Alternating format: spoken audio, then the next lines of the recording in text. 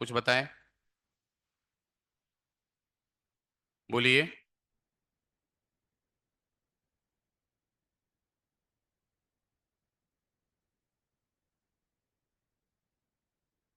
Thermochemistry की अगर आप बात करते हैं, इसमें दो पार्ट है यहाँ पे, थर्मो और केमिस्ट्री। थर्मो मीन्स आप बोल सकते हैं transfer of heat, transfer of heat in a chemical reaction. तो थर्मोकेमिस्ट्री केमिस्ट्री का ब्रांच है जहां पे हम लोग बेसिकली केमिकल रिएक्शन में जो ट्रांसफर ऑफ हीट होता है उसको स्टडी करते हैं। और बेसिकली यहाँ दो ही फॉर्मूला हम लोगों को पढ़ना है। एक इंथैल्पी ऑफ फॉर्मेशन से, और दूसरा बॉन्ड इंथैल्पी डेटा से हम लोग इंथैल्पी ऑफ रिएक्शन कैलकुलेट करते हैं। पूरे फिजिक्स केमिस्ट्री मैथमेटिक्स में सबसे आसान चैप्टर है। प्लस यहाँ पे केवल ध्यान क्या देना होता है, एडिशन और सब्ट्रैक्शन का, साइन का, प्लस और माइनस का ध्यान रखना पड़ता है। बाकी इसमें ज्यादा फॉर्मूला नहीं है। अगर आप ठीक से रिवाइज करते हैं, पढ़ते हैं, तो इसका क्वेश्चन आप कर ले जाएंगे। थर्मोडायनेमिक्स में ज्यादा सीखना है, लेकिन थर्मोकेमिस्ट्री में बाउंड्री डिफाइन है। तो अगर आप इसको पढ़ेंगे, फॉर्मूला याद है, फिर भी अगर आप सावधानी नहीं रखेंगे तो गलती होने का चांस ज्यादा होगा। तो आप कह सकते हैं thermochemistry is the branch of chemistry in which we study about transfer of heat in a chemical reaction. Transfer of heat in a chemical reaction यानी हम लोग यहाँ पे पढ़ेंगे इंथैल्पी के बारे में, molar enthalpy, standard molar enthalpy या इंथैल्पी ऑफ रिएक्शन। यानी इंथैल्पी ऑफ रिएक्शन अगर हमें पॉजिटिव मिलता है इंडोथर्मिक रिएक्शन, निगेटिव मिलता है एक्सोथर्मिक रिएक्शन के बारे में यहाँ पे हम लोग पढ़ेंगे। इंथैल्पी ऑफ रिएक्शन अलग अलग रिएक्शन का, combustion reaction, neutralisation reaction, ionisation reaction, precipitation, transition, formation, solution, hydration का कैलकुलेट करना सीखेंगे with the help of enthalpy of formation. Last में सेकंड फॉर्मूला आता है enthalpy of reaction with the help of bond enthalpy data. अब bond enthalpy data से हम लोग डेल्टा एच कैलकुलेट करते हैं। और एक सिंपल सा रिलेशन आता है रेजोनेंस एनर्जी, जो आपने रेजोनेंस इफेक्ट में भी पढ़ा होगा, इलेक्ट्रॉनिक इफेक्ट में। तो सबसे पहले अगर हम लोग यहाँ पे बात करते हैं थर्मोकेमिस्ट्री की, तो आप कह सकते हैं thermochemistry is the branch of chemistry, thermochemistry is the branch of chemistry in which is the branch of chemistry in which we study about transfer of heat, transfer of heat, transfer of heat in chemical reaction, in chemical reaction। तो basically कोई भी chemical reaction हो रहा है तो यहाँ पे हमें उस रिएक्शन का इंथैल्पी कैलकुलेट करेंगे। तो हमने फर्स्ट लॉ ऑफ थर्मोडायनेमिक्स में ये पढ़ा कि ट्रांसफर ऑफ हीट अगर कांस्टेंट प्रेशर पे हो रहा है तो that transfer of heat is known as change in enthalpy, D H या डेल्टा एच के बराबर हमें मिलता है। और हमने पहले पढ़ा हुआ है एफएलओटी में कि transfer of heat at constant volume, D Q भी या क्यू भी किसके बराबर होता है, डीयू या डेल्टा यू के बराबर होता है। तो ये यहाँ पे यूज में आएगा कि अगर किसी रिएक्शन में, किसी केमिकल प्रोसेस में ट्रांसफर ऑफ हीट हो रहा है at constant pressure, that means change in enthalpy की बात कर रहा है। और transfer of heat at constant volume होगा, that will be equal to change in internal energy. एक रफ स्केच है, पहले पढ़ा हुआ है, लेकिन वो ध्यान में होना चाहिए, क्वेश्चन में उसका यूज बेसिकली आता है। तो ये ध्यान में हम लोग आगे लिखेंगे। सबसे पहले हम लोग यहाँ पे बात करते हैं इंथैल्पी के। तो इंथैल्पी आपने पढ़ा हुआ है, क्या होता है इंथैल्पी? एक स्टेट फंक्शन होता है, बोलिए, और एक्सटेंसिव प्रॉपर्टी होता है। और इंथैल्पी हम लोगों ने पढ़ा हुआ है कि H बराबर क्या होता है, U प्लस पीवी होता है। H बराबर U प्लस पीवी। तो हर एक सबस्टांस में, चाहे सॉलिड हो, लिक्विड हो या गैस हो या मिक्सचर हो, हर एक सबस्टांस में कुछ ना कुछ एक निश्चित वैल्यू, एक डिफिनिट वैल्यू इंथैल्पी कंटेंट का अवेलेबल है, लेकिन हम उसे एग्जैक्ट कैलकुलेट नहीं कर सकते। तो यहां पे हम लोग क्या कैलकुलेट करते हैं, change in enthalpy, enthalpy of process, delta H calculate करते हैं। तो सबसे पहले इंथैल्पी की अगर आप बात करते हैं तो इंथैल्पी एक स्टेट फंक्शन होता है और साथ ही साथ एक्सटेंसिव प्रॉपर्टी होता है। तो हम लोगों ने ये पढ़ा है कि H बराबर क्या होता है, U प्लस PV, ये पढ़ा हुआ है हम लोगों ने। और आप बोल सकते हैं कि it is a state function, it is a state function and an extensive property, an extensive property, ये हम लोगों ने पास्ट में पढ़ा हुआ है। साथ ही साथ यहाँ पे अगर हम लोग बात करते हैं इंथैल्पी की, तो आप कह सकते हैं कि every substance has a definite value of enthalpy content, a definite value of enthalpy content, but we cannot calculate but we cannot calculate exact value of enthalpy at a particular state, at a particular state। क्यों? क्योंकि internal energy भी basically हम लोग exact calculate नहीं कर सकते, दोनों का समेशन है। तो नेक्स्ट यहां पे टर्म हम लोग डिफाइन करेंगे, that is called molar enthalpy. अब मोलर इंथैल्पी क्या होता है बताएं आप? HM, enthalpy of 1 mole of substance, enthalpy of 1 mole of substance, enthalpy of 1 mole of substance is called molar enthalpy, is called molar enthalpy। Next, standard molar enthalpy. Standard molar enthalpy, अगर आपको समय नहीं मिलता है तो कम से कम कोशिश करें कि जो एक्सरसाइज में दिया हुआ है 1 और 3, कम से कम एक्सरसाइज 3 का पार्ट 1 और पार्ट 2। पार्ट 1 क्यों? क्योंकि उसको छोड़ नहीं सकते। जब पार्ट 2 जब आप एग्जाम देते हैं तो क्वेश्चन 3 तरह का, बेसिकली इजी, मॉडरेट, टफ होता है। तो सीन और अनसीन प्रॉब्लम होता है। आप जेई मेन एक लोअर लेवल का एग्जाम दे रहे हैं तो एडवांस का क्वेश्चन 5 साल का कोई है वो रिपीट कर देता है, वही क्वेश्चन थोड़ा सा डेटा चेंज करेगा, सेम क्वेश्चन रिपीट कर देता है। तो जरूर बनाना चाहिए 5 ईयर का, प्रीवियस 5 ईयर का जो एडवांस का क्वेश्चन है वो निश्चित बनाना चाहिए तीनों सब्जेक्ट में। तो आप एक्सरसाइज 3 जितना बुकलेट में दिया है उतना तो कम से कम बनाना चाहिए। हर एक क्वेश्चन कंसेप्ट के साथ बनाना चाहिए कि कंसेप्ट हमें आता है या नहीं आता है। फिर उसके बाद जो समय बचता है आप काम कर, लेकिन एक्सरसाइज 3 निश्चित बनाना चाहिए। आप क्वेश्चन नहीं बना रहे हैं, ये सही बात, देखो आप लोग खुद ही लाइन कंप्लीट कर रहे हो। स्टैंडर्ड मोलर इंथैल्पी की बात करते हो तो enthalpy of 1 mole of substance at a standard condition.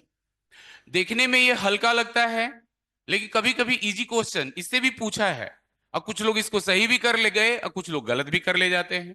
तो ये ध्यान में रखेंगे कि स्टैंडर्ड कंडीशन पे भी क्वेश्चन पूछता है। यानी आप कह सकते हो कि the enthalpy of 1 mole of substance, enthalpy of 1 mole of substance at a standard condition, at a standard condition is called a standard molar enthalpy, a standard molar enthalpy। अब इंटरेस्टिंग पॉइंट ये है कि substance solid है, liquid है, gas है, mixture है। Standard condition 10 साल पहले, 15 साल पहले हम लोग एटमॉस्फेरिक प्रेशर पर डिफाइन करते थे, 1 atm प्रेशर और एट एनी फिक्स टेम्परेचर। लेकिन अभी जो प्रेशर हम लोग लेते हैं 1 बार लेते हैं, यानी at 1 bar pressure and any given temperature, fix temperature, that will be a standard condition. तो स्टैंडर्ड कंडीशन किसी भी सबस्टांस का ये हमें ध्यान में होना चाहिए। यानी आप कह सकते हैं standard condition of any substance, standard condition of any substance means, first में अगर हम लोग यहां पे बात करें गैसेज के लिए, फॉर गैसेज, तो आप लिख सकते हैं gas should be at gas should be at 1 bar pressure, 1 bar pressure, and at any given temperature, at any given, और ये given temperature क्या होना चाहिए? फिक्स होना चाहिए, फिक्स होना चाहिए at any fix temperature. Generally वो टेम्परेचर हम लोग क्या लेते हैं? Room temperature. That room temperature is 298 kelvin. ये नहीं, कोई भी फिक्स टेम्परेचर हो सकता है। 1 bar pressure and any given, ये हटा सकते हैं। तो गैसेस के बाद अगर हम लोग बात करें सॉलिड की, तो अगर क्रिस्टलाइन सॉलिड है तो क्रिस्टलाइन सॉलिड का प्रेशर 1 बार और कोई भी फिक्स टेम्परेचर दिया हुआ होना चाहिए। यानी सेकंड आप लिख सकते हैं फॉर सॉलिड। तो सॉलिड की अगर आप बात करते हैं तो यहां पे आप बोल सकते हैं pure crystalline solid. Crystalline solid should be at crystalline solid should be at 1 bar pressure, 1 bar pressure, and at any fixed temperature, at any fixed temperature, यह स्टैंडर्ड कंडीशन होगा। थर्ड, प्योर लिक्विड की अगर हम लोग बात करते हैं for liquid, तो pure liquid should be at, इसका भी प्रेशर क्या होना चाहिए? 1 बार होना चाहिए। तो pure liquid should be at 1 bar pressure, 1 bar pressure and at any given temperature, fix temperature. Generally that temperature जो हम लोग यूज करते हैं, रूम टेम्परेचर यूज करते हैं। फॉर सॉल्यूशन की अगर बात करते हैं तो सॉल्यूशन का मोलालिटी दिया हुआ होना चाहिए। Solution should be of unit molality 1 small m at 1 bar pressure and any given या फिक्स टेम्परेचर। तो मोलालिटी 1 मोलल होना चाहिए। आप कह सकते हैं solution should be of, solution should be of unit molality, solution should be of unit molality at 1 bar pressure and any given temperature। किसी भी दिए हुए टेम्परेचर पे, ये टेम्परेचर क्या होना चाहिए? फिक्स होना चाहिए। तो molar enthalpy, standard molar enthalpy, standard condition. और स्टैंडर्ड कंडीशन आपके दिमाग में छप जाना चाहिए कि 1 बार प्रेशर और एनी फिक्स टेम्परेचर। केवल एक्स्ट्रा यहां पे क्या आ रहा है? ये 1 मोलर यूनिट मोलालिटी सॉल्यूशन के केस में हमें मिल रहा है। नेक्स्ट आप लिखेंगे types of reaction, types of reaction. लगभग हम लोग समाप्ति की ओर बढ़ रहे हैं। अपना क्वेश्चन बनाना चाहिए, जरूर बनाना चाहिए, ध्यान में रखें आप। तो आप कह सकते हैं there are 2 types of reaction, there are 2 types of reaction. तो फर्स्ट आप यहां पे बोल सकते हो एक्सोथर्मिक रिएक्शन, एक्सोथर्मिक रिएक्शन, और second endothermic reaction, exothermic reaction and endothermic reaction. तो जब किसी केमिकल प्रोसेस में हीट रिलीज होता हो तो उसे हम लोग क्या कहेंगे? Exothermic reaction, exothermic process. जिसमें हीट एब्जॉर्ब होता हो। तो एक्सोथर्मिक रिएक्शन की अगर हम लोग बात करते हैं, एक्सोथर्मिक प्रोसेस की बात करते हैं, तो exothermic process, the process in which heat absorbs, the process in which, sorry heat release. Exothermic में क्या होगा? हीट रिलीज करेगा। The process in which heat releases, heat releases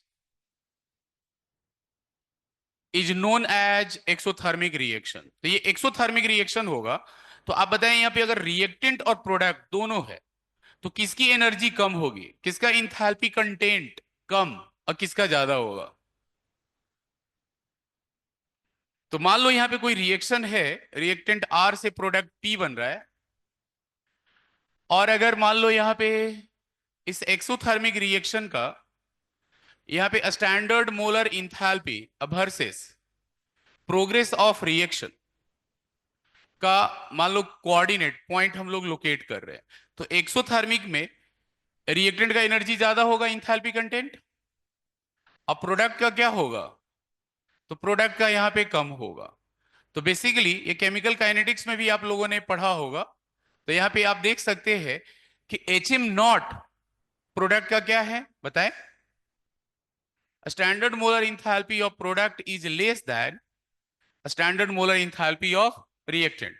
यानी आप यहाँ पे H M not of product minus H M not of reactant less than zero होगा। तो डेल्टा एच एम नॉट जो भी होगा प्रोसेस का निगेटिव आएगा, डेल्टा एच नॉट क्या आएगा यहाँ पे निगेटिव आएगा। तो जिस प्रोसेस में हीट बेसिकली रिलीज होता हो उसका डेल्टा एच एम नॉट या डेल्टा एच नॉट क्या होगा निगेटिव होगा। डेल्टा एच एक मोल के लिए डिफाइन होता है, आपको डेटा दिया हुआ होगा किलो जूल पर मोल, किलो कैलोरी पर मोल, किलो जूल पर मोल या किलो कैलोरी पर मोल। इंडोथर्मिक प्रोसेस की अगर हम लोग बात करते हैं तो इंडोथर्मिक रिएक्शन वह केमिकल रिएक्शन जिसमें हीट एब्जॉर्ब होता हो, दैट इज इंडोथर्मिक। तो आप यहां लिख सकते हैं the chemical reaction in which heat absorbs, the chemical reaction in which heat absorbs is called या is known as endothermic process. तो ये इंडोथर्मिक रिएक्शन होगा। तो हीट एब्जॉर्ब होगा तो स्टैंडर्ड मोलर इंथैल्पी अब वर्सेस प्रोग्रेस ऑफ रिएक्शन की अगर आप बात करते हैं या रिएक्शन कोऑर्डिनेट की अगर आप बात करते हैं तो यहां पे रिएक्शन है रिएक्टेंट आर से प्रोडक्ट पी, तो रिएक्टेंट का इंथैल्पी कंटेंट कम होगा।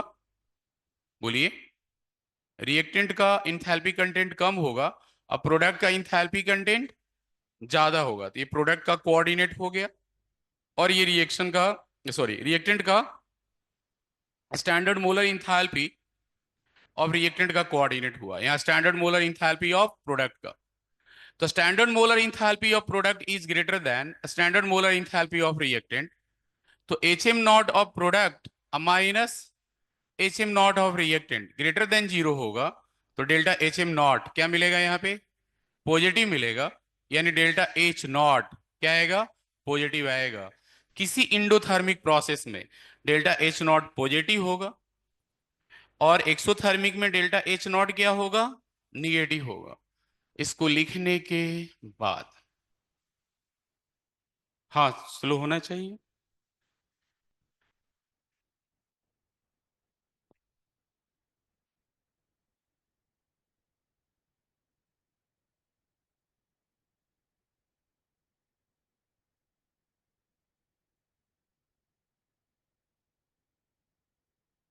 पढ़ा जाएगा, थोड़ा सा इसका आवाज कम कर देंगे।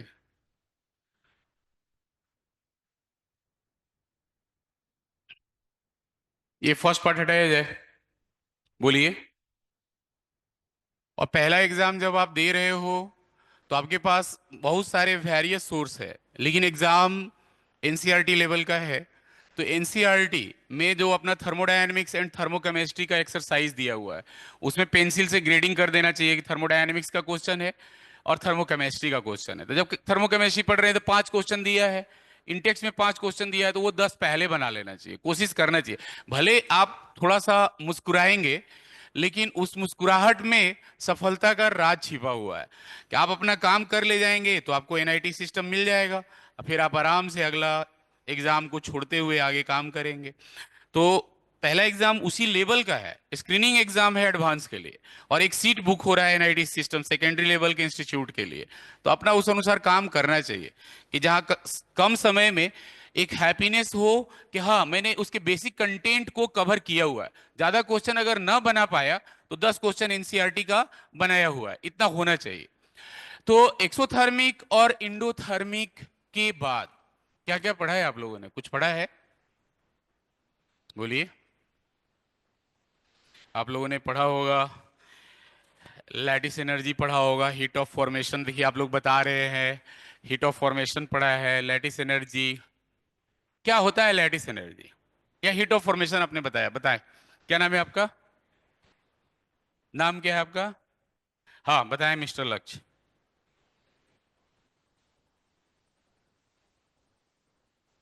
आपको बताना है, वो बगल वाले को देखना नहीं है, एकदम कॉन्फिडेंट होके बताना है। हम लोगों ने क्वेश्चन किया आपका एक्सरसाइज 1 पार्ट 1 का क्वेश्चन नंबर शायद वो था B3, जिसमें 3 इक्वेशन दिए थे, डेल्टा जी दिया हुआ था, gives energy of formation of N2O4 बनाना था, तो हमने 1 मोल N2O4 लिखा था। तो जब किसी सबस्टांस का हम 1 मोल बनाते हैं, 1 मोल बनाते हैं by their elements in the stable state of aggregation, तो बेसिकली उस प्रोसेस में जो इंथैल्पी चेंज होती है, that enthalpy change is known as enthalpy of formation. यानी इंथैल्पी ऑफ फॉर्मेशन की अगर आप बात कर रहे हैं तो हमें प्रोडक्ट कितना बनाना होगा, 1 मोल। लेकिन 1 मोल से अगर आपने ज्यादा बना दिया, 2 मोल, 3 मोल, 4 मोल, 5 मोल, तो that will be not enthalpy of formation, वो इंथैल्पी ऑफ प्रोसेस होगा। इंथैल्पी ऑफ फॉर्मेशन सिर्फ और सिर्फ किसके लिए डिफाइन होगा, 1 मोल के लिए। तो अगर हीट ऑफ फॉर्मेशन की आप बात करते हो, आप इसे इंथैल्पी ऑफ फॉर्मेशन भी कह सकते हो। तो इंथैल्पी ऑफ फॉर्मेशन की अगर आप बात करते हैं, चलिए यहीं से स्टार्ट करते हैं हम लोग। तो इंथैल्पी ऑफ फॉर्मेशन, इसका सिंबल हम लोग लिखते हैं डेल्टा HF। तो जब किसी सबस्टांस का हम लोग 1 मोल बनाते हैं, मान लो कि अगर हमें यह 1 मोल HCl बनाना है, 1 मोल HCl, और 1 मोल HCl बना रहे हैं किस, कौन से एलिमेंट के, यहां पे एटम है हाइड्रोजन एंड क्लोरीन। तो 1 मोल जो सबस्टांस बना उसमें कौन से एलिमेंट है, जो भी एलिमेंट यूज हो रहे हैं इस फॉर्मूला में, उसका स्टैंडर्ड स्टेट आप लिखेंगे रिएक्टेंट साइड में। यानी आप यहां लिखेंगे हाफ मोल H2 गैस अब plus half mole Cl2 gas. तो 1 मोल HCl बनाने में जो यहां पे इंथैल्पी चेंज हुआ, this enthalpy change is known as enthalpy of formation, enthalpy of formation. लेकिन अगर हम लोग यहाँ पे 2 मोल HCl बना रहे हैं और यहाँ पे स्टैंडर्ड स्टेट में एलिमेंट यूज कर रहे हैं H2 gas plus Cl2 gas, और लिख रहे हैं this is delta H is equal to delta HF, तो ये गलत होगा, ये डेल्टा HF नहीं कहलाएगा। यहाँ पे केवल इसे आप क्या कहेंगे, डेल्टा H ऑफ प्रोसेस, ये डेल्टा HF नहीं कहलाएगा। तो अगर मान लो कि अगर 1 मोल सोडियम क्लोराइड हम लोग बना रहे हैं, सोडियम क्लोराइड, और 1 मोल सोडियम क्लोराइड जब बना रहे हैं सॉलिड, तो यहाँ पे सोडियम और क्लोरीन यूज हो रहा है, तो ये नेचर में किस रूप में एग्जिस्ट करता है, तो सोडियम सॉलिड और क्लोरीन गैस, क्लोरीन गैस, या क्लोरीन 1 एटम है तो हाफ Cl2। इस प्रोसेस में जो इंथैल्पी चेंज हुआ that is called enthalpy of formation. लेकिन अगर आप, यानी यहां पे जो इंथैल्पी चेंज हुआ ये डेल्टा HF के बराबर होगा। लेकिन अगर 2 मोल NaCl आप बना रहे और यहां पे आप लिखते हो 2 मोल NS सॉलिड अब प्लस Cl2 गैस, तो ये डेल्टा HF नहीं कहलाएगा, this is not delta HF, ये क्या कहलाएगा, डेल्टा H केवल कहलाएगा। यहां पे डेल्टा H डेल्टा HF के बराबर होगा। जैसे हमें NaBr बनाना है, सोडियम ब्रोमाइड सॉलिड, और 1 मोल NaBr अगर हम यहां पे बना रहे तो सोडियम सॉलिड, और यहां पे Br2 गैस अगर हम लोग लिख रहे हैं, तो इस प्रोसेस में जो इंथैल्पी चेंज होगा, अगर कोई कहता है कि ये इंथैल्पी ऑफ फॉर्मेशन है तो क्या होगा, ये गलत, क्योंकि यहां पे ब्रोमीन नेचर में किस रूप में एग्जिस्ट करता है, लिक्विड के रूप में। तो ब्रोमीन गैस बना है मींस एक्सटर्नल एजेंट ने कोई वर्क किया और लिक्विड को वेपर बनाया, यानी एक्स्ट्रा एनर्जी वहां देना पड़ा। तो बेसिकली यह उस प्रोसेस का केवल इंथैल्पी चेंज कहलाएगा। इंथैल्पी ऑफ फॉर्मेशन की अगर आप बात करते हो तो 1 मोल सोडियम ब्रोमाइड बनाने के लिए आप इसके स्टैंडर्ड स्टेट का एलिमेंटल फॉर्म लोगे, सोडियम सॉलिड प्लस हाफ, यहां पे हाफ दे दे रहा हूं, कोई इससे टेंशन मत लेना, तो अपना फोकस मेन गैस पे हो गया था, हाफ Br2 लिक्विड।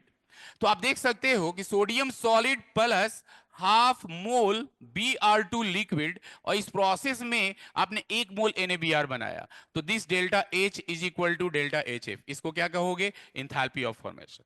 तो enthalpy of formation is the enthalpy change when 1 mole of a substance is formed by their elements in the stable state of aggregation, that is called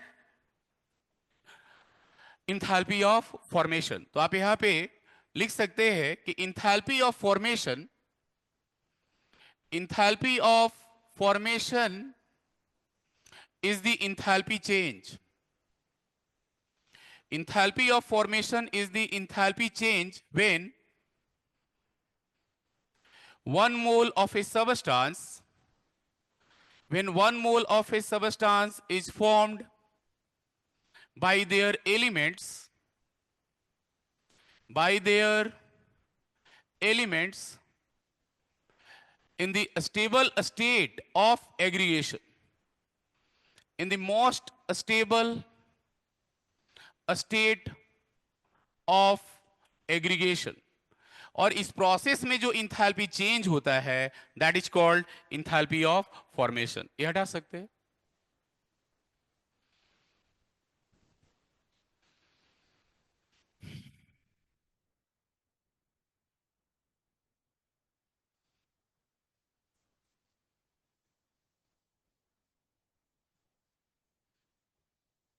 हाँ बोलिए। हाँ जी।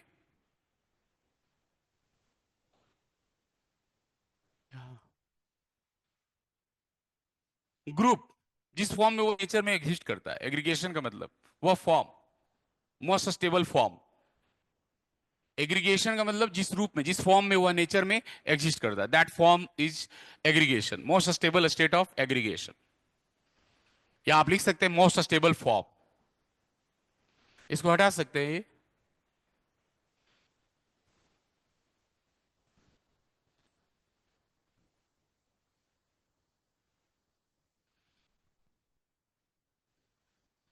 अभी हम लोगों ने सीखा स्टैंडर्ड कंडीशन, तो यहाँ पे आप स्टैंडर्ड हीट ऑफ फॉर्मेशन भी आप कह सकते हो। आप इसको इंथैल्पी ऑफ फॉर्मेशन को आप हीट ऑफ फॉर्मेशन भी कह सकते हैं।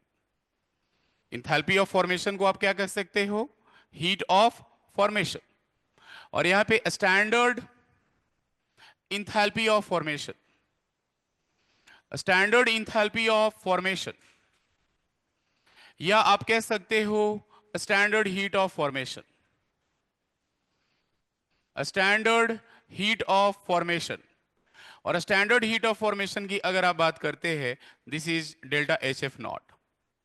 यानी आप कह सकते हैं the enthalpy of formation at standard condition is known as standard enthalpy of formation. ये आप पूरा डेफिनेशन आप लिख सकते हैं जो आपने वहां पे लिखा हुआ है।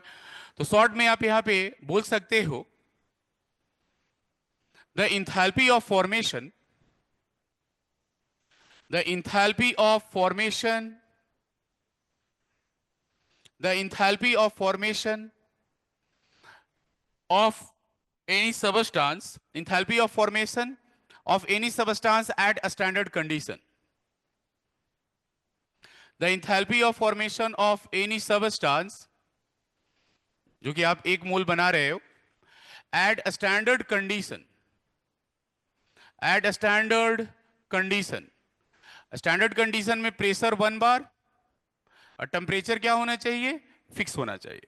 At a standard condition is called standard enthalpy of formation, standard enthalpy of formation.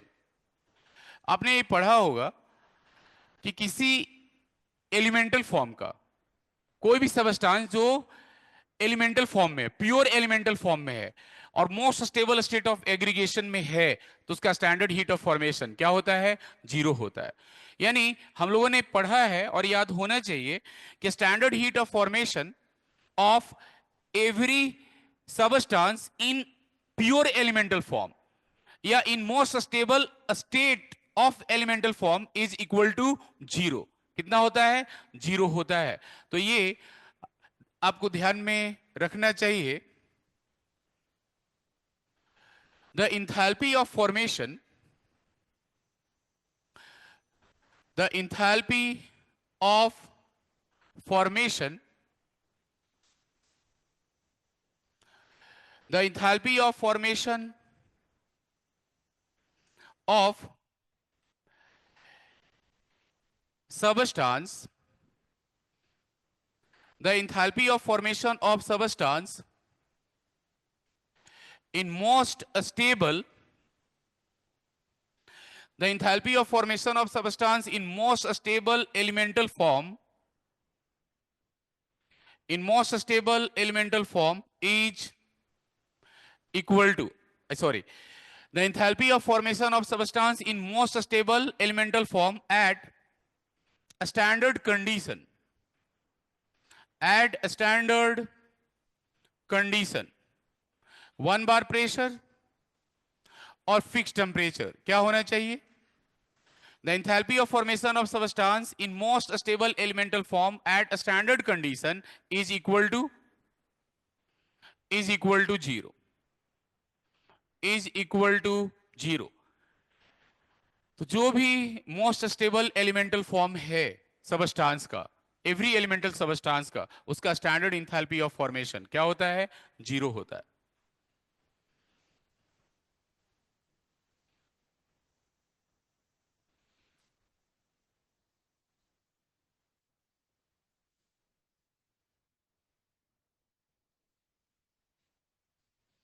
तो यहां पे अगर आप कोई भी सबस्टांस है, स्टैंडर्ड हीट ऑफ फॉर्मेशन, और ये एलिमेंटल सबस्टांस है, किसी एक एलिमेंट का बना हुआ है, एलिमेंटल सबस्टांस है, और ये मोस्ट स्टेबल स्टेट में, मोस्ट स्टेबल स्टेट में है, the standard heat of formation क्या होगा?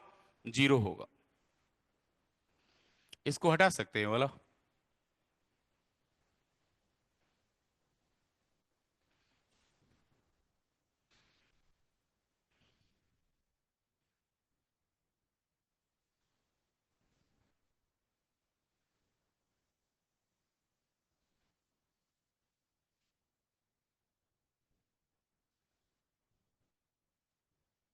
कोई भी टॉपिक अगर आप टारगेट बैच में है, सबसे एक्सपीरियंस्ड स्टूडेंट है, कोई भी टॉपिक आप करते हैं तो एक संकल्प के साथ करना चाहिए कि हाँ इसका क्वेश्चन मुझे हर हाल में करना है.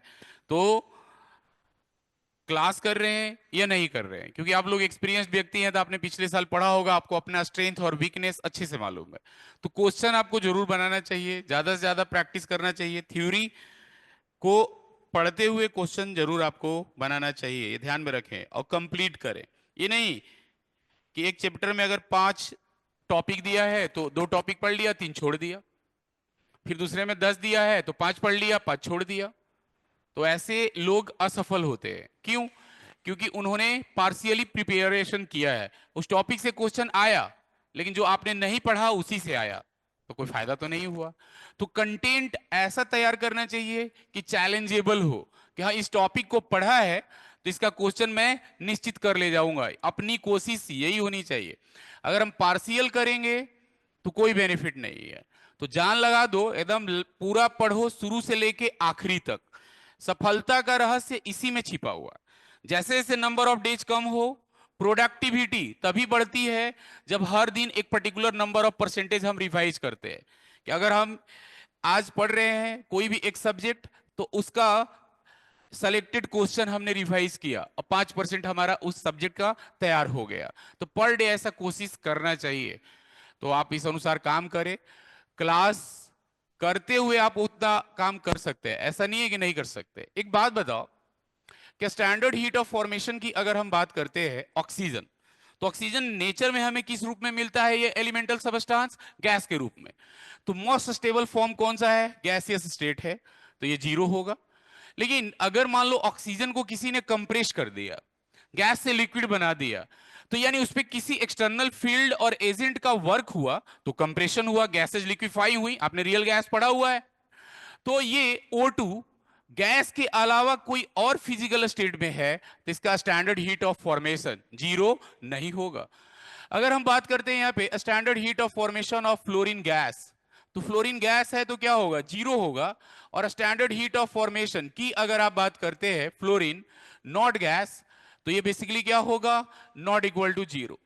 Standard heat of formation, standard heat of formation की अगर आप बात करते हैं क्लोरीन गैस, तो बेसिकली ये जीरो होगा, और standard heat of formation chlorine not gas, तो basically this will be not equal to zero. Standard heat of formation of bromine, bromine nature में हमें लिक्विड के रूप में मिलता है, स्टेबल रूम टेम्परेचर की अगर हम लोग बात करते हैं, और यहां पे स्टैंडर्ड हीट ऑफ फॉर्मेशन आप बताएं Br2 अगर लिक्विड नहीं है, वेपर है, कोई अदर फिजिकल स्टेट में है, this is not equal to zero. तो ये छोटे छोटे पॉइंट्स है, एक बार ये जेई एडवांस में पूछा था, और अच्छे स्टूडेंट ने गलती किया था, उसमें वेपर दिया हुआ था और उसने बेसिकली मिस्टेक किया, तो ध्यान आपको देना चाहिए कौन से स्टेट में वो नेचर में एग्जिस्ट करता है। अगर हम लोग यहाँ पे बात करें standard heat of formation of carbon, carbon का एलोट्रॉपिक फॉर्म हमने पढ़ा है, graphite, diamond and fullerene. Graphite most stable state में होता है, इसका standard heat of formation zero होगा, और standard heat of formation of carbon diamond क्या होता है, तो बेसिकली यह लेस स्टेबल होता है, this is not equal to zero. Standard heat of formation of sulphur की बात करें, फॉस्फोरस की बात करें, अगर ये व्हाइट फॉस्फोरस है तो जीरो होगा, और standard heat of formation of phosphorus black है या रेड है, this is not equal to zero. या standard heat of formation of sulphur and rhombic form की, तो रोम्बिक फॉर्म का standard heat of formation zero होगा, but standard heat of formation of sulphur monoclinic form में, तो this is not equal to zero.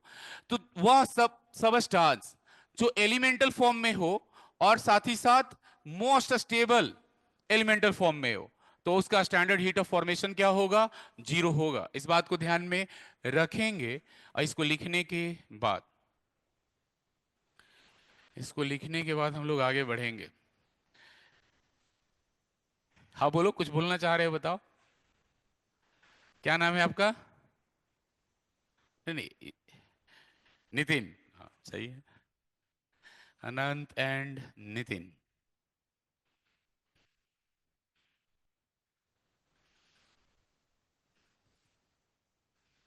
ये हटाया जाए, part two, part two हटाया जाए।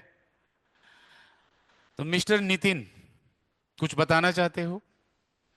किसी रिएक्शन का इंथैल्पी ऑफ रिएक्शन हम लोग कैसे कैलकुलेट करते हैं? Estimation of enthalpy of reaction with the help of enthalpy of formation data, बताओ। ये तो सबसे हल्का चैप्टर है जी, ये simple pendulum, simple harmonic motion से भी सिंपल है, इससे सिंपल पूरे पीसीएम में कोई नहीं है। हम्म, सबसे सिंपल है ये तो बताना चाहिए आपको। तो इसके बाद आप लिखेंगे कैलकुलेशन ऑफ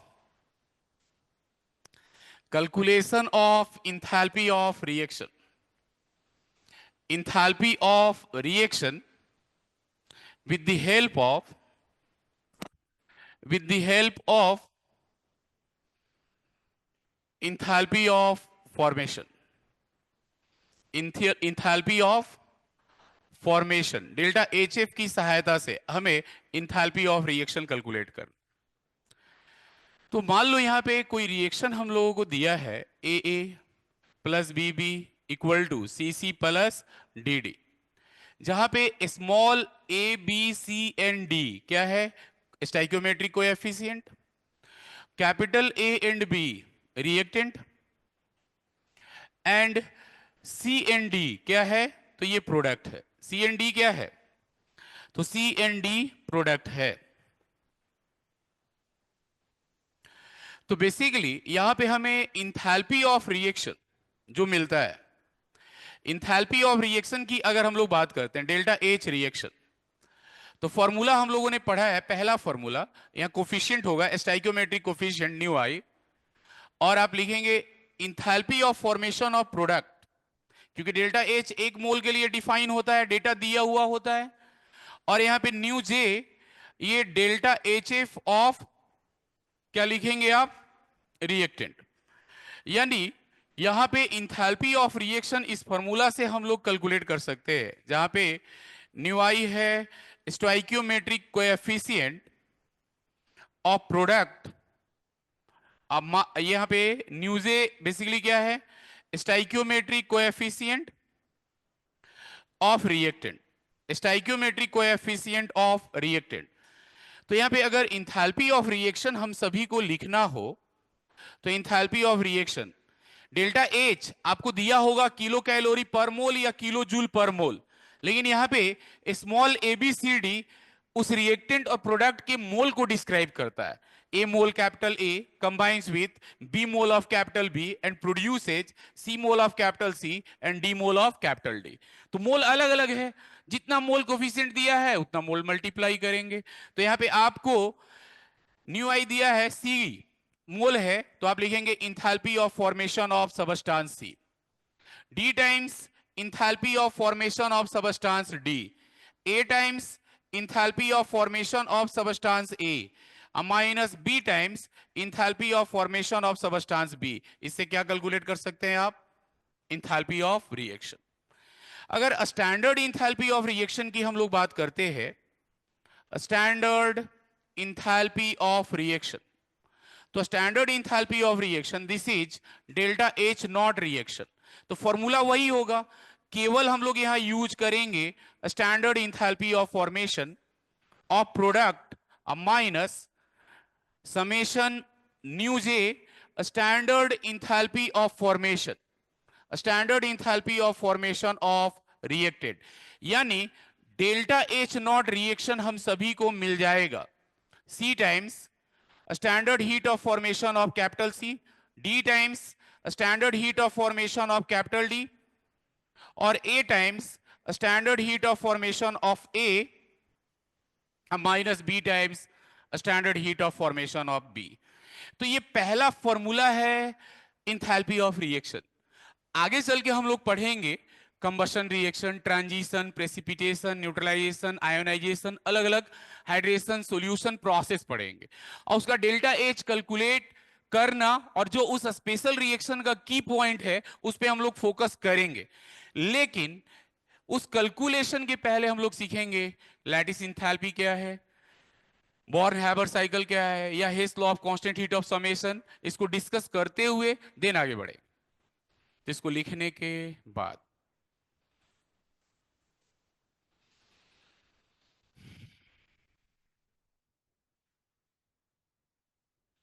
जब भी आप ये टॉपिक रिवाइज कर रहे हैं, आप एनसीईआरटी ओपन कर लें, थर्मोकेमिस्ट्री 2 पेज 4 पेज दिया है, आप चेक करें कि इसमें मान लीजिए हमने कोई एक्स्ट्रा पॉइंट लिखा है, एनसीईआरटी 2 ही पॉइंट लिखा है, तो वो 2 पॉइंट क्लियर होना चाहिए कि स्टैंडर्ड हीट ऑफ फॉर्मेशन क्या है। मतलब उसको 2 बार 4 बार उस पैराग्राफ को पढ़ना चाहिए और निकालना चाहिए क्वेश्चन क्या बन सकता है, और उसको नोट डाउन करना चाहिए।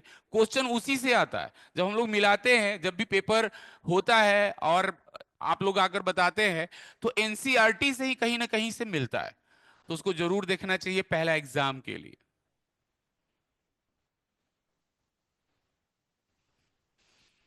ये हटाया जाए फर्स्ट पार्ट।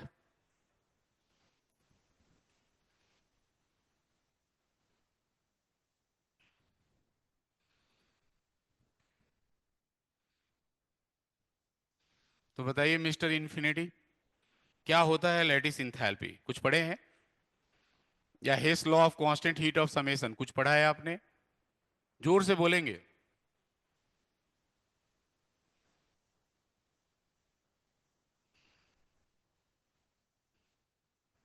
बताएं क्या पढ़ा है आपने? Hess law of constant heat of summation बहुत काम का है, एक मैथमेटिकल टूल हमें देता है। जैसा इसका नाम है, Hess law of constant heat of summation, कहता है कोई प्रोसेस सिंगल स्टेप में हो या मल्टीपल स्टेप में हो, हर रास्ते से नेट इंथैल्पी चेंज क्या मिलेगा? सेम मिलेगा। मान लो हमें मीथेन बनाना है, तो मीथेन हम चाहे किसी एक स्टेप में बना लें, कार्बन प्लस 2 H2 करके कोई ऐसा कंडीशन दे कि एक स्टेप में मीथेन बन जाए, किसी पाथ से 2 स्टेप में बनेगा, नेक्स्ट पाथ से 3 स्टेप में बनेगा। तो कहता है हेस लॉ कि हर एक पाथ से रिएक्टेंट और प्रोडक्ट सेम है, तो नंबर ऑफ स्टेप डिफर करने से डेल्टा एच रिजल्टेंट डिफर नहीं करेगा। तो कहता है कि whether a chemical process occurs in single step या multiple step, net enthalpy change is remain same. सारे रास्ते से नेट इंथैल्पी चेंज क्या होगा? सेम। जैसे मान लो कि हमें यहां रिएक्टेंट ए दिया है और ए से बी बनाना है, तो यहां ये फर्स्ट रास्ता है, ए से बी अगर हमें बनाना है तो दिस इज पाथ 1। तो पाथ 1 में यहां पे डेल्टा एच खर्च हुआ ए से बी। पाथ 2 की अगर हम बात करते हैं तो ए से सी, सी से डी, डी से बी, दिस इज पाथ 2। तो पाथ 2 में यहां पे ए से सी डेल्टा H1 होगा, सी से डी डेल्टा H2 और डी से बी डेल्टा H3। कोई नेक्स्ट पाथ है, मान लो ए से ई बना, ई से एफ, एफ से जी, जी से एच और एच से बी, यानी रिएक्टेंट सेम है ए, अब प्रोडक्ट सेम बन रहा है B, but number of steps ज्यादा हो गया, this is third path.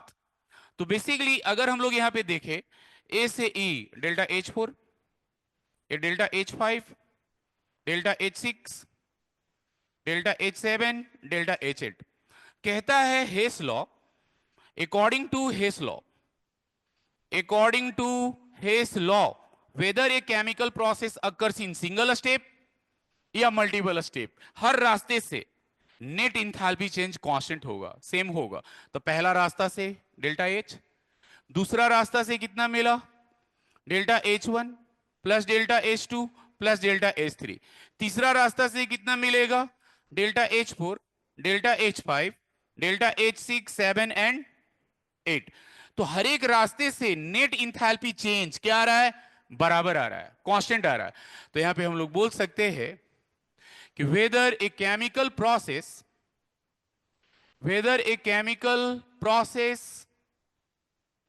occurs in single step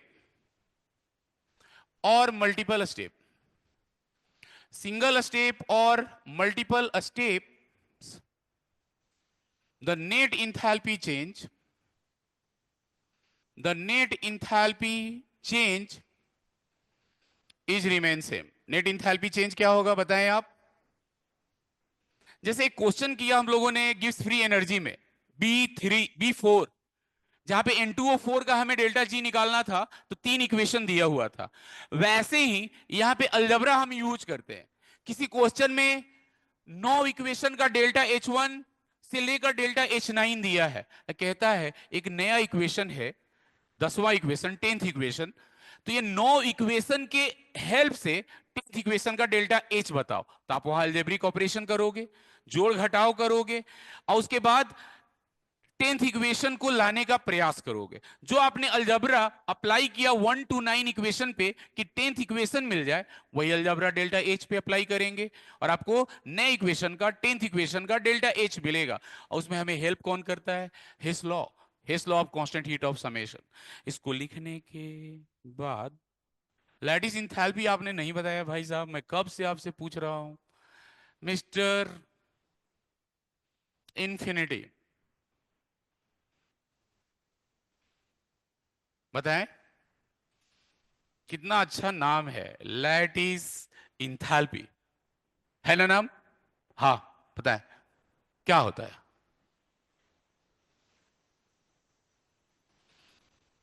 infinity से, एकदम सही बात, अपने नाम से मिलाते हुए तुमने बताया है कि नहीं, ये सबसे सही बात है।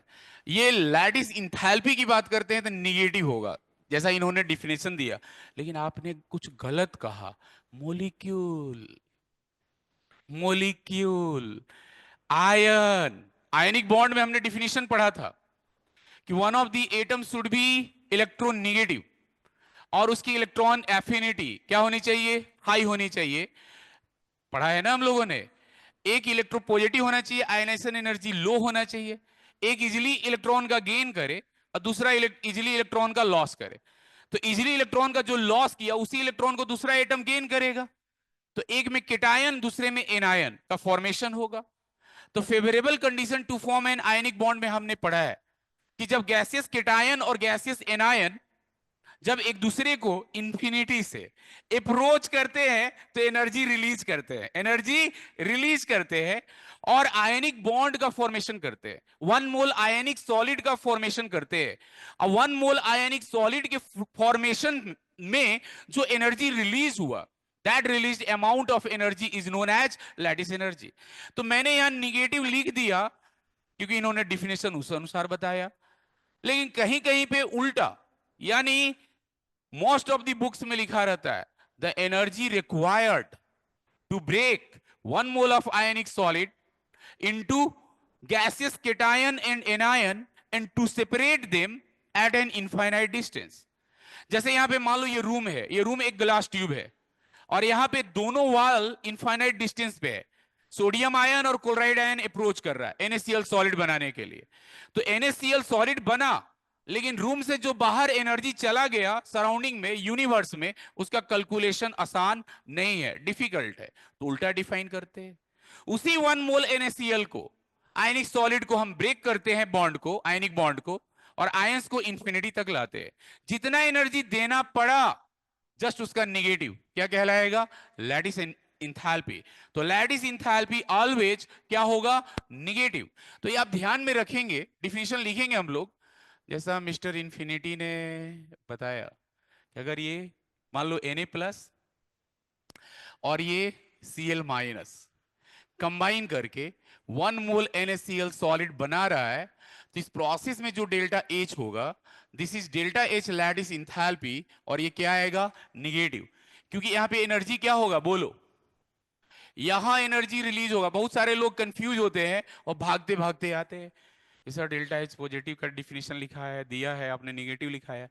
जब फॉर्मेशन होगा, आयनिक सॉलिड का फॉर्मेशन होगा, तो लैटिस इंथैल्पी निगेटिव होगा। बॉर्नहेबर साइकिल में हमें फॉर्मेशन ही मिलेगा। अभी इंथैल्पी ऑफ फॉर्मेशन पढ़ा है ना हम लोगों ने, तो फॉर्मेशन ही मिलेगा, तो लैटिस इंथैल्पी क्या होगा? निगेटिव। लेकिन किसी किसी बुक में हम उल्टा पढ़ते हैं कि NaCl सॉलिड को जब हम तोड़ेंगे, दैट इज कॉल्ड डिसोसिएशन।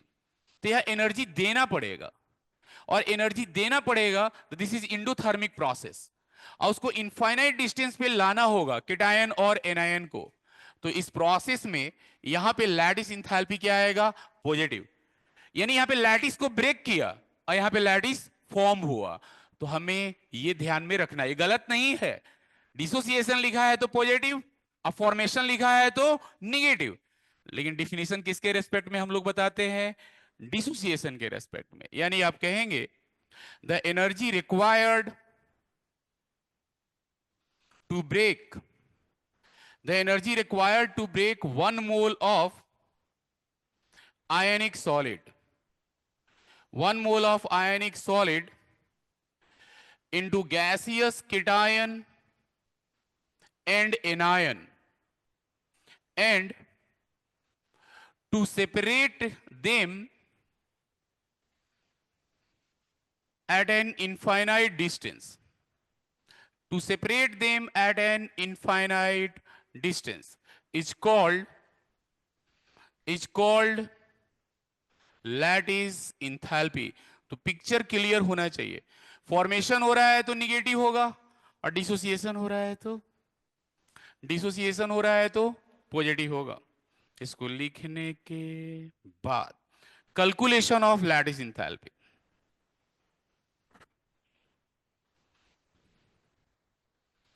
कैसे कैलकुलेशन करते हैं आप लोग? और उसी को मिटा दिया मैंने। अरे हे भगवान, बहुत खुश हुए तुम लोग तो आज। पहले बोलना था। The energy required to break 1 mole of ionic solid, 1 mole of ionic solid into gaseous cation and gaseous anion.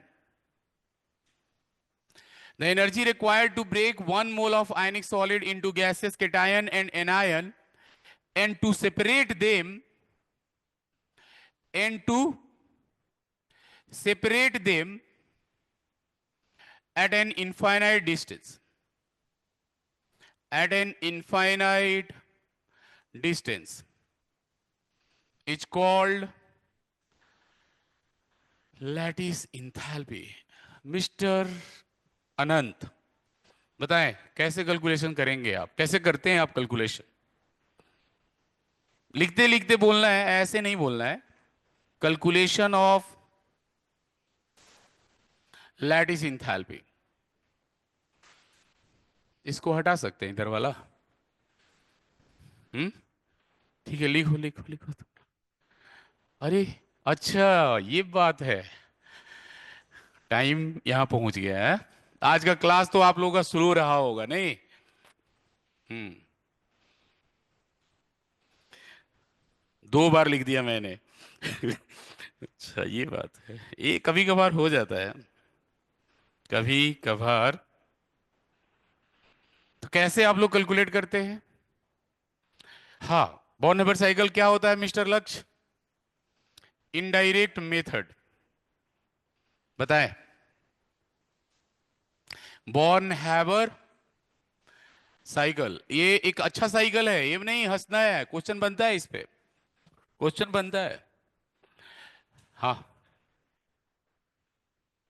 ठीक है, एक क्वेश्चन मैं लिख रहा हूं। Right born Haber cycle of sodium fluoride, sodium chloride, sodium bromide, sodium iodide, ये सभी का मैं लिखाऊंगा नहीं, बस ऐसी ही एग्जांपल लिख दे रहा हूं कि आपको बनाना चाहिए। MgCl2, AlCl3, Na2O, MgO and Al2O3 solid. हम लोग यहां डिस्कस करेंगे NaCl, NaBr, Al2O3 तीन। तो सबसे पहले NaCl का बॉर्न हैबर साइकिल क्या होगा? हाँ बताएं भाई साहब। बोलते जाए, मैं लिखते जाऊंगा। पहले NaCl एनर्जी, यहाँ यहाँ यहाँ साफ है, यहाँ पे जगह खाली है। अच्छा उधर ही लिखेंगे, ठीक है। हेस लॉ पढ़ा हम लोगों ने, हेस लॉ का यूज है यहाँ पे। हमने हीट ऑफ फॉर्मेशन पढ़ा, हीट ऑफ फॉर्मेशन पढ़ा कि किसी सबस्टांस का एक मोल बनाएंगे। जब भी साइकिल की बात होगी तो एक साइकिलिक स्ट्रक्चर कंप्लीट होगा, एक साइकिल कंप्लीट होगा। तो एक मोल, सबसे पहले जिस सबस्टांस का हमें बॉर्न हैबर साइकिल ड्रॉ करना है उसका एक मोल बनाएंगे। रुके रहेंगे, ज्यादा समय नहीं लूंगा, बस 2 एग्जाम्पल बनाऊं। 1 मोल NaCl।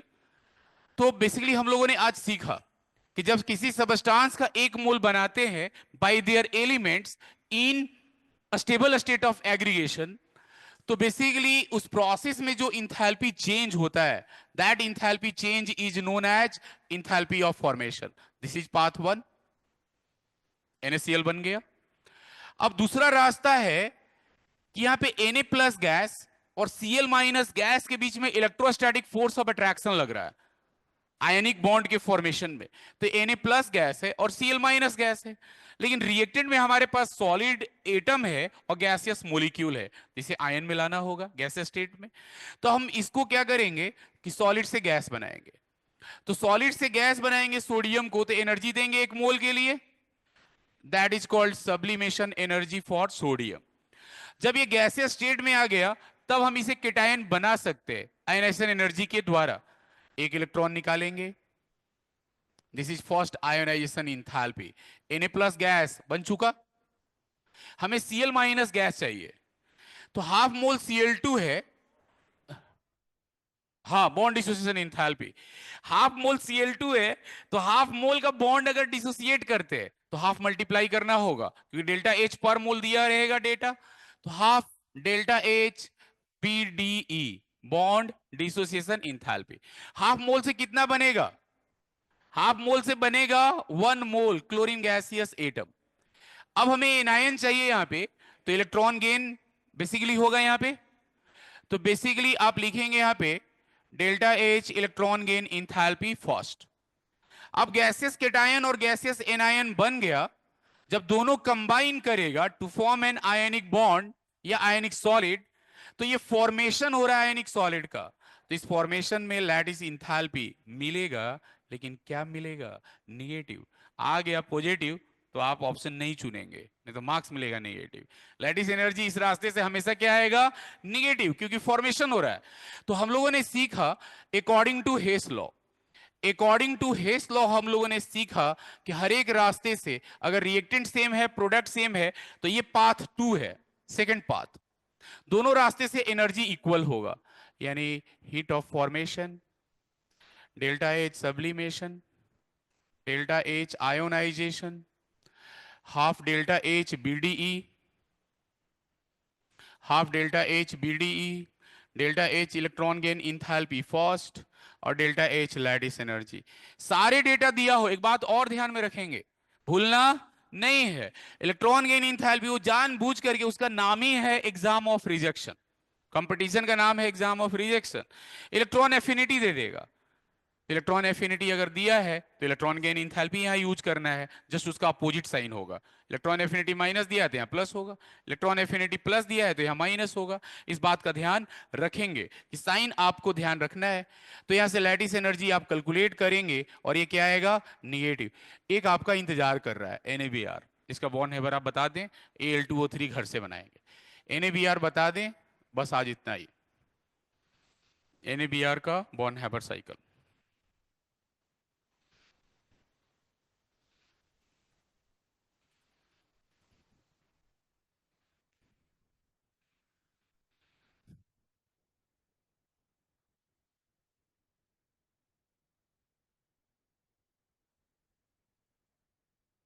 NaBr sodium bromide.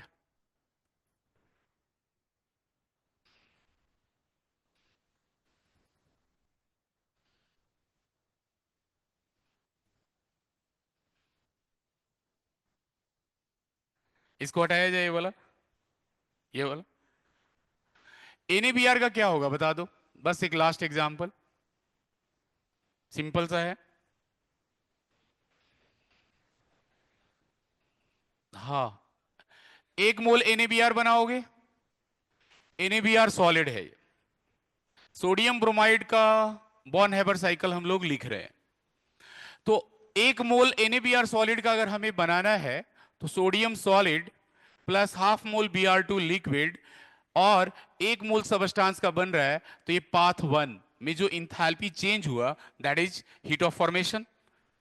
दूसरा रास्ता, Na प्लस गैस और Br माइनस गैस चाहिए, क्या करेंगे आप, तो सोडियम सॉलिड से सोडियम गैसियस एटम होगा, सब्लिमेशन, और ये सोडियम केटायन बन गया, गैसियस केटायन। तो ये ध्यान में रखेंगे कि पहले आप इलेक्ट्रॉन को नहीं निकाल सकते हैं, क्योंकि इलेक्ट्रॉन लॉस होता है गैसियस स्टेट में, तब केटायन बनता है। तो this is delta H sublimation, यहां पे delta H ionisation enthalpy first. Half mole Br2 liquid है, इसको वेपोराइज करेंगे हाफ मोल को, तो हाफ डेल्टा एच वेपोराइजेशन, और आप बनाएंगे हाफ मोल Br2 गैस, फिर इसे डिसोसिएट करेंगे, यानी half delta H BdE, bond dissociation enthalpy, तो half into two, bromine gaseous atom. अब bromine gaseous atom electron gain करेगा तो एनायन बनेगा, this is one mole delta H electron gain enthalpy first. और जब गैसेस केटायन और anion combine करेगा तो एनर्जी यहां रिलीज होगी, and this release energy is lattice enthalpy. यानी आप यहां लिख सकते हैं अकॉर्डिंग टू हेस लॉ। ये याद रखेंगे, चाहे ये केमिकल बॉन्डिंग से क्वेश्चन आए या इधर से आए, केमिस्ट्री डिपार्टमेंट का सबसे फेमस टॉपिक होता है हेस लॉ। हेस लॉ से क्वेश्चन बनते हैं, ये बहुत कुछ सिखाता है। साइकिल में लैटिस है, आयनाइजेशन है, सब्लिमेशन है, इलेक्ट्रॉन गेन है, वेपोराइजेशन है, बहुत कुछ है इसमें। तो बेसिकली इस पे क्वेश्चन बनता है। अगर एक स्टूडेंट को 8 प्रोसेस यहाँ पे दिख रहा है तो उससे क्वेश्चन यही पूछा जाएगा, एक क्वेश्चन ना पूछ के बॉर्न हेबर साइकिल से क्वेश्चन पूछ लिया जाएगा। तो क्वेश्चन आता है, ध्यान रखेंगे। तो पहला पाथ से delta H F, and this is second path, path two से। और यहाँ पे साइन का ध्यान बहुत जरूरी है, सावधानी हटी दुर्घटना घटी। इस चैप्टर का मेरा जो एक्सपीरियंस है कि आपको सब आते रहेगा, गलती कहां पे करेंगे, प्लस और माइनस। तो प्रैक्टिस के टाइम पे, अभी आपके पास समय है, तो अभी जब प्रैक्टिस कर रहे हैं तो उस पर फोकस करेंगे कि गलती अगर हमसे हुआ तो साइन का हुआ तो उसे रिमूव करना है, एग्जाम में जाके नहीं सीखना है। क्वेश्चन हल्का मिलेगा, लेकिन आपको पहले से क्लियरिटी होनी चाहिए कि कब प्लस लेंगे, कब माइनस लेंगे, और खास करके इलेक्ट्रॉन एफिनिटी में तो आपको क्लियर होना चाहिए, इलेक्ट्रॉन गेन इंथैल्पी में, तो आपके क्वेश्चन बन जाएंगे। और अगर आपने ध्यान नहीं दिया ये होता है, हम लोग साथ हुआ है। मैं किताब में लिखा हुआ बात नहीं बोल रहा हूँ, मैं अपनी बात कह रहा हूँ, तो मैं अपना अनुभव शेयर कर रहा हूँ। आप इसका ध्यान रखेंगे, मार्क्स आपको इस हल्के चैप्टर में मिल जाएगा। साइन का ध्यान नहीं रखेंगे, आते हुए भी क्वेश्चन। तो अगली क्लास में लगभग समाप्ति की ओर होंगे थर्मोकेमिस्ट्री में, इतना याद रखेंगे, क्योंकि ये चैप्टर का बाउंड्री डिफाइन है। तो जितना अपना बुकलेट और एनसीईआरटी में कंटेंट दिया है उसको पढ़ें, क्वेश्चन बनाएं। अब बगल वाले दोस्त के चक्कर में ना रहे, कोई एनसीईआरटी कर रहा है या नहीं कर रहा है। केमिस्ट्री में एनसीईआरटी